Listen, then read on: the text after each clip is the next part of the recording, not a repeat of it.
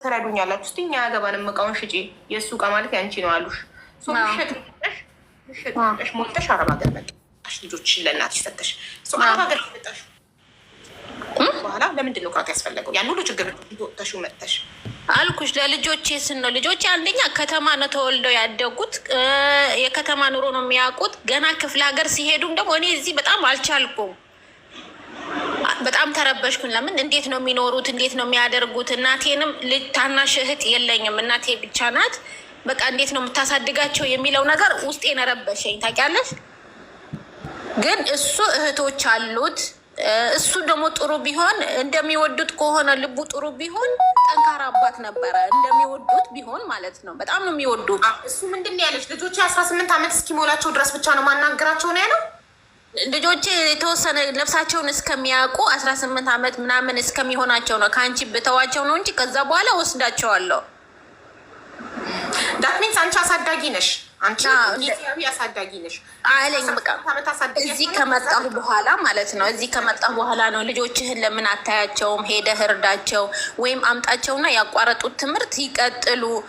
አንተን በጣም ነው የሚፈልጉ። እኔ በፈለካችሁ ነገር እኔ እረዳቸዋለሁ። እኔ ገጠር መሄዳቸው ልጆቼን በጣም ተሰማኝ፣ እዚህ ረበሸኝ እና ከከተማ ኑሮ ለማያውቁት ምግብ በማያውቁት ቤተሰብ አንዴ የቲክቶክ ምልክት ስጡኝ እና ሜምበር ሁሉ መቆራረጡ እንዲያቆም የቲክቶክ ምልክት ይቺ ባለ አንድ ኮይኗ የቲክቶክ ምልክት ስጡኝ። እንደገና እንትኑን ሜምበር ሁኑ። ይሄ ሜምበር እሺ ጉድ። አዎ የቲክቶክ ምልክት ይሄንን በማያውቁት ምግብ ገብተው በቃ እንዴት እንደሚኖሩ እኔን አሰጋኝ። አንደኛ እናቴ ብቻዋ ናት፣ ለቤትም ገና ለልጆችም እንዴት ልትሆን ነው የሚለው ነገር እሱን የሆነ በጥቅም ልይዘው ፈለግኩኝ፣ ለልጆቼ ስል ማለት ነው። ሊይዘው ስፈልግ ምንም ሊያዝልኝ አልቻለም። በገንዘብ እንኳን ሞክረሽ ሂድና ልጆቹ ከገጠር ከእናቴ ጋር አዲስ አበባ ይምጡና እኔ ብር የላኩላችሁ ልጆቼ ያቋረጡትን ትምህርት ይጀምሩ ተማ የለመዱትን ኑሮ ይመለሱ፣ እኔ ብር ልክላችኋለሁ ብለሽው እንኳን ፍቃደኛ አይደለም። ምንም ፍቃደኛ አይደለም። በቃ እንትን አለ እና የሆነ ሰዓት ምን አለኝ፣ እንደውም እኮ እኔ ላገባ ነው አለኝ።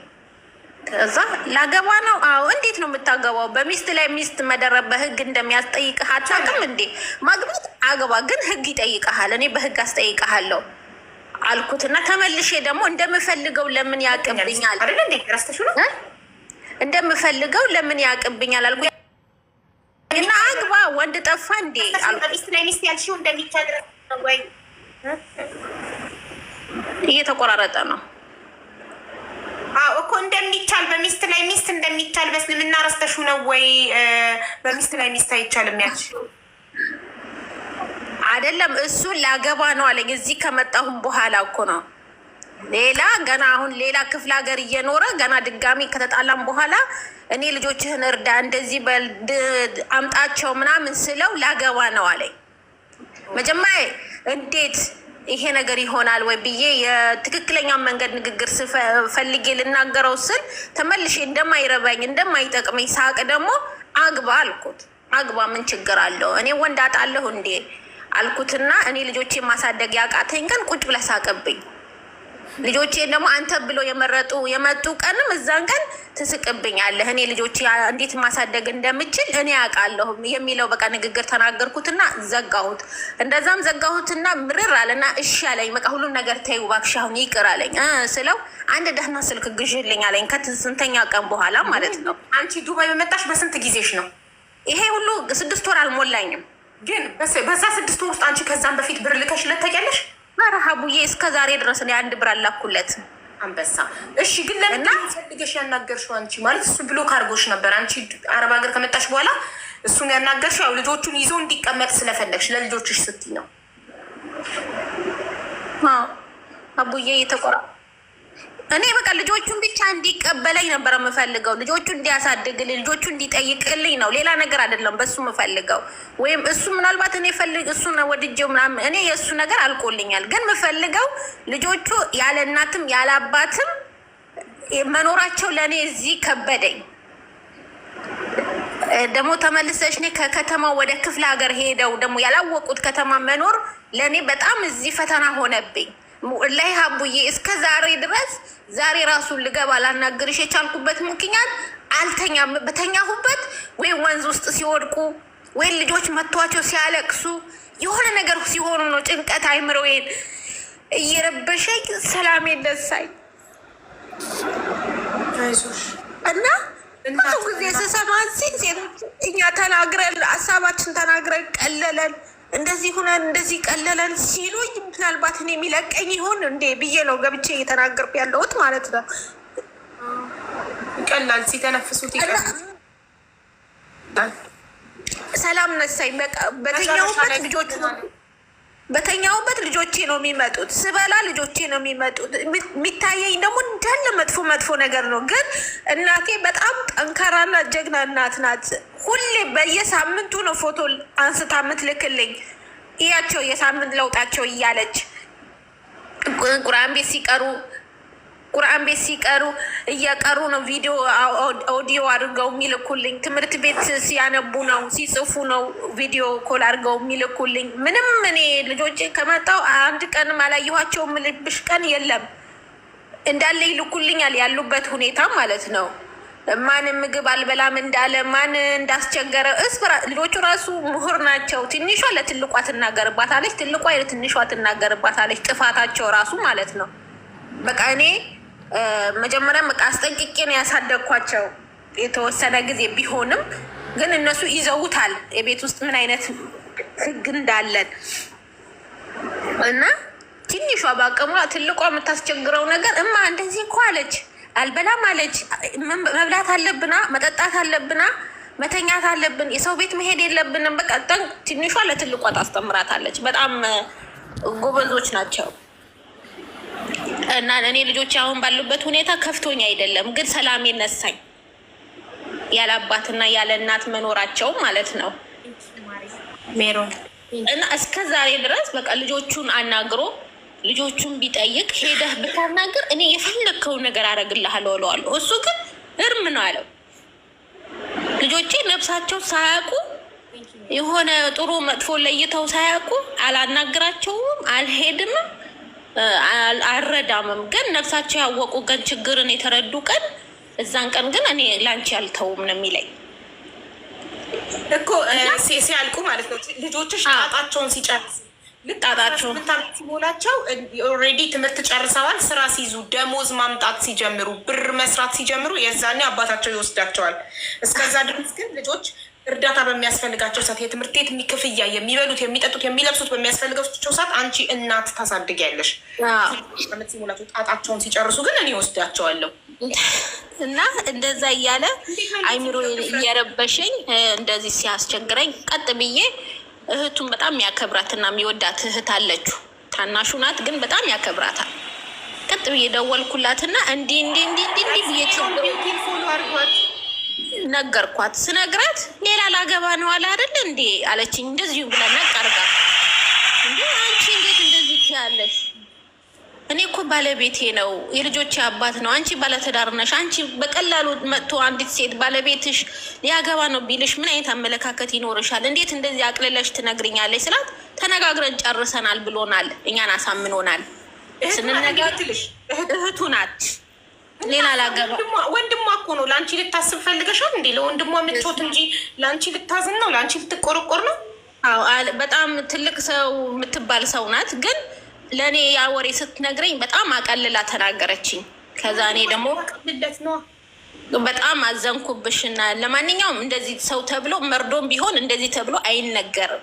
ይሄ ለእኔ መርዶ ነው አልኳት። ባለቤቴ እኔ ልጆቼ አባት ነው። እሱ እየቀለደ ነበረ የሚመስለኝ። አንቺ ግን ኡን አድርገሽ ከነገርሽኝ አንቺ ግን እንደዚህ መናገር የለብሽም ብዬ እሷንም ተቆጥቼ ከመስመር ወጣሁኝ እልሻለሁ። እና አሁን እነሱ ቤተሰቦቹ ካናገርኩኝ አመት ሊሆነኝ ነው። እሱን ካናገርኩት 3 ወር ነው 4 ወር ሊሆነኝ ነው። ግን ሀቡዬ በቃ ምን ባደርግ ነው ጭንቀቴን እኔ የሚለቀኝ? እና እኔ አሁን አልሐምዱሊላ ልጆቼን እረዳለሁ፣ እጠቅማለሁ። እናቴም ደህና ናት።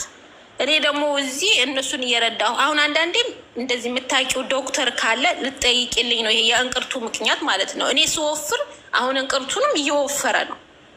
ሰውነቴ ሲጨምር ጎሮሮዬም እያበጠ ነው። እዚህ ኢማራት ነው አይደል ያለሽው? አዎ። እንትን ህጋዊ ነሽ አይደል? አዎ። ስለዚህ ኢንሹራንስ አለሽ? ኢንሹራንስ አለኝ። አዎ።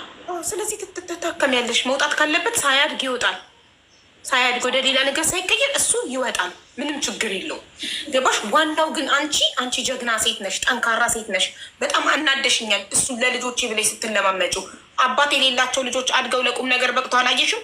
አባታቸው የሞተባቸው አባታቸው ጥሏቸው ሄደ አድገው ትልቅ ቦታ የደረሱ ልጆች አይተሻታቂም? አውቃለሁ።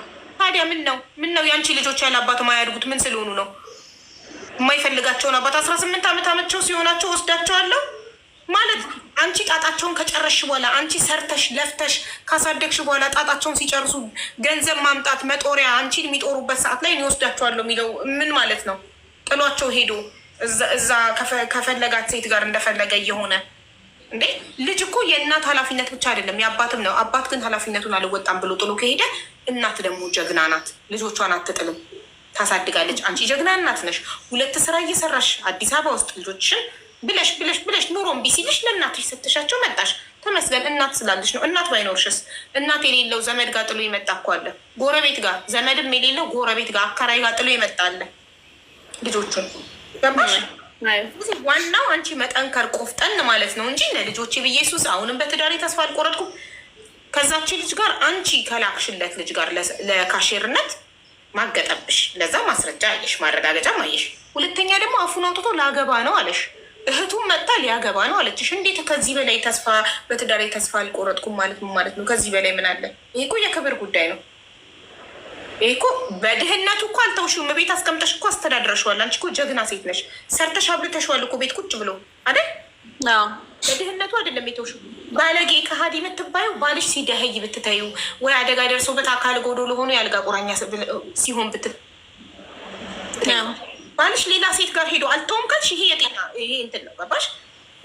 ሲያጣ አትታዩ፣ ሲነጣ አትታዩ፣ ሲታመም አትታዩ። ሲከዳሽ ግን ሌላ ሴት ጋር ሲሄድ ግን የፈለገ ነገር ቢሆን ክብር ያላት ሴት ከሌላ ሴት ጋር የተልከሰከሰን ባል ትዳሬ ብላ አትይዝም። ክብር ካላት ራሷን የምታከብር ከሆነ ዋጋዋን የምታቅ ከሆነ አንቺ ደግሞ ክብር ያለች ሴት ነሽ፣ ጀግና ነሽ። ስለዚህ አንቺ ለልጆችሽ አታንሽም፣ አላነስሽምም። ጭራሽ ብር ሰጥቼክ ልጆቹን ያዝ እስከ ማለት ድረስ እጃ ደርሰሻል። ለምን? እናትሽ እያለች እናትሽ ይዛልሻለች ያለ ብር። እሱ ተከፍሎት የገዛ ልጆቹን ስጋዎቹን የሚይዘው ምን ስለሆነ ጥንቅር ይበል እንዴ! ተው እንጂ ሴቶች ክብር ይኖራችሁ። እልህኛ ሁኑ። እሞታት አለሁኝ እንጂ ሳይፈልገኝ ጥሉኝ ሄደ ላገባ ነው እያለ ከሚያስፈራራኝ ወንድ ጋር ከፍዬክ ልጆችክን ይዘክ ተቀመጥ። እኔ አረብ ሀገር ሆኜ ብር እየላኩልክ ነው። ምንም አይሆኑም ልጆችሽ ገጠር ቢያድጉ።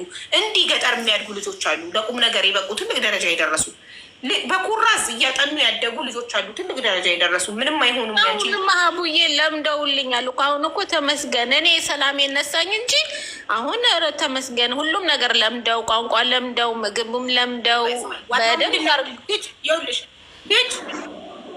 ልጅ ገጠር ስላደገ ከተማ ስላደገ አይደለም፣ ወይ በርገር ስለበላ ቂጣ ስለበላ አይደለም። ልጅ የሚፈልገው በምንድገሽ ፍቅር ነው የሚፈልገው። ፍቅር የተሰጠው ልጅ በራሱ የሚተማመን ልጅ ሆኖ ያድጋል።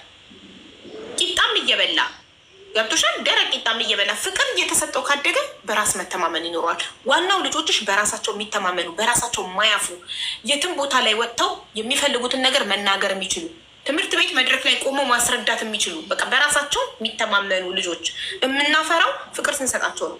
እንደፈለጉ እንዲናገሩ ማንደቁሳቸው ከሆነ ዝም በል ማንላቸው ከሆነ የፈለጉትን ቤት ውስጥ እንዲናገሩ አድርገን ካሳደግናቸው ልጆቻችን በራሳቸው ይተማመናሉ።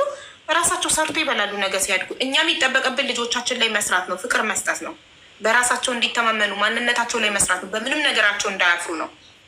ገብቶሻል? ስለዚህ ማለት ነው አንቺ ልጆችሽ ከተማ ወይ ገጠር ስላደጉ እንዳትጨነቂ። ዋናው እናትሽ ለልጆችሽ ፍቅር፣ ሀያት ደግሞ በጣም ፍቅር ሰታ ነው የምታሳድገው። ሴት ልጆች ስለሆኑ ደግሞ እናታቸው ታስፈልጋቸዋለች። አንቺ ለምን በእድሜ ከእናትሽ ታንሻለሽ።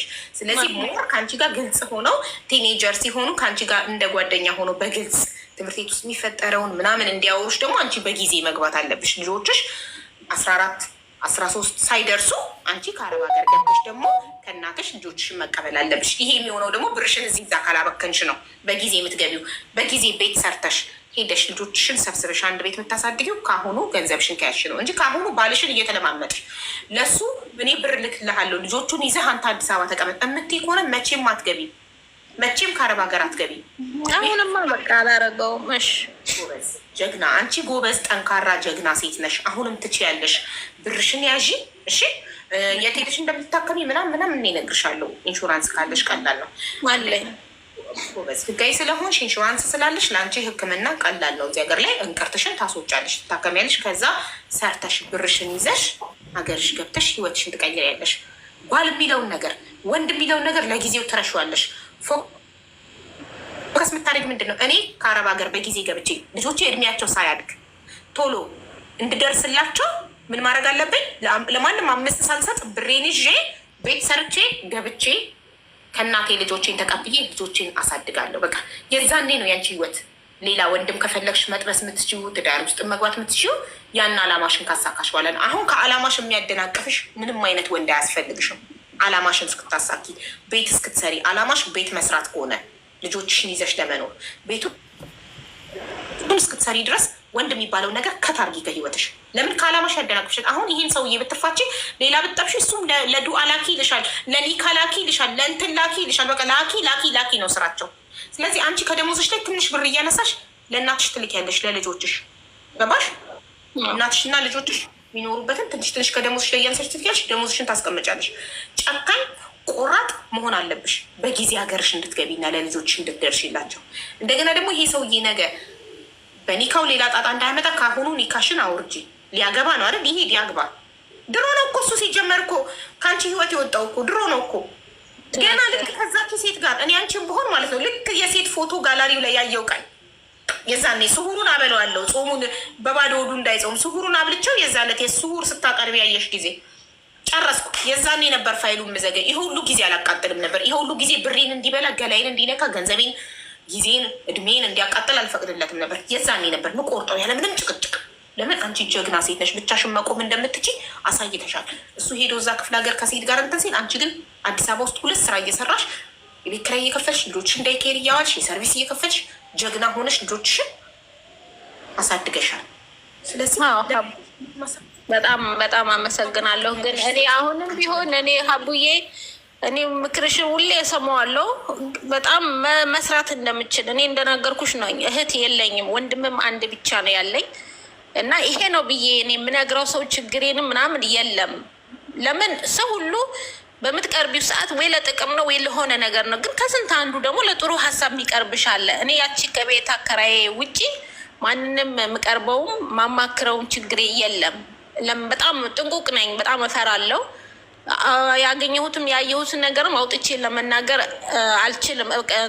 ራሴን አንደበቴን ይዘዋለሁ። ግን አሁን ሰላም የነሳኝ አንዳንዴ የጤና ጉዳይ ነው። አሁን ከትላንት ወደ እህታችን ሰአዳ ባየሽ ጉዳይ በትንሽ ነገር ነው ወደ ጦቷ ካንሰር የመጣባት። አሁን ይሄ እንቅርቱ ነው መሳኝ ሰላሜን ነው የነሳኝ እና ይሄ ነገር ሕክምናውን እንዴት አገኛለሁ፣ እንዴት ባረግ ይሻለኛል፣ ለዛም ሰላሜን ነሳኝ። ስጋት አደረብኝ። በቃ አሁን በሰላም እገባለሁ ወይስ አልገባም፣ ዝም ካልኩት እጎዳለሁ ወይስ አልጎዳም የሚለው ነገር የእነሱንም ብቸኝነት እዛ ጋር እያሳሰበኝ እዚህ ጋር ሰላም እንቅልፍ ነሳኝ።